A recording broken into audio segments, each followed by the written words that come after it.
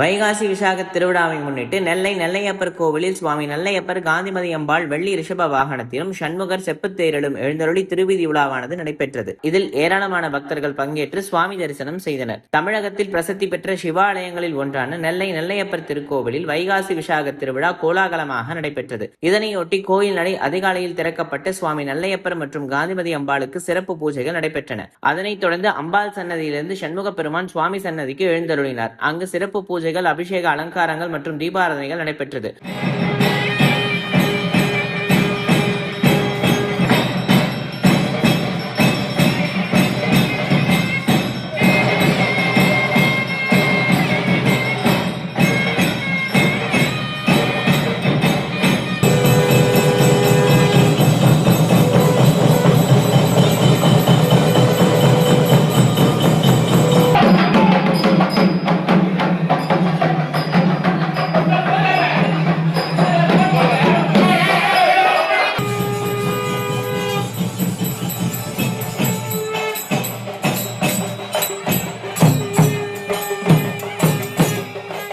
பின்னர் மாலையில் சுவாமி நெல்லையப்பர் காந்திமதி அம்பாள் வெள்ளி ரிஷப வாகனத்திலும், சண்முகர் செப்புத்தேரிலும், விநாயக பெருமான் மூஷிக வாகனத்திலும், சண்டிகேஸ்வரர் மரச்சப்பரத்திலும் சிறப்பு அலங்காரத்தில் எழுந்தருளினர். இதனைத் தொடர்ந்து சுவாமி அம்பாளுக்கு சோடச உபசாரங்கள், மகா தீபாராதனைகள் நடைபெற்றது. பின்னர் மேளதாளங்கள், மங்கள வாத்தியங்கள் முழங்கிட திருவீதி உலா புறப்பாடு நடைபெற்றது. குடைவரை வாயில் தீபாராதனை நடைபெற்றதைத் தொடர்ந்து திருவீதிகளில் உலா வந்த சுவாமிக்கு பக்தர்கள் பக்தி பரவசத்துடன் தரிசனம் செய்து சென்றனர். வெற்றிவேல் முருகனுக்கு அரோகரா என பக்தர்கள் கோஷம் எழுப்பிய நிலையில் செப்புத்தேரில் எழுந்தருளிய சண்முக பெருமானை திரளான பக்தர்கள் வடம் பிடித்து இழுத்து கோவில் நிலையை சேர்ந்தனர். இந்த நிகழ்ச்சியில் ஏராளமான பக்தர்கள் பங்கேற்று சுவாமி தரிசனம் செய்தனர்.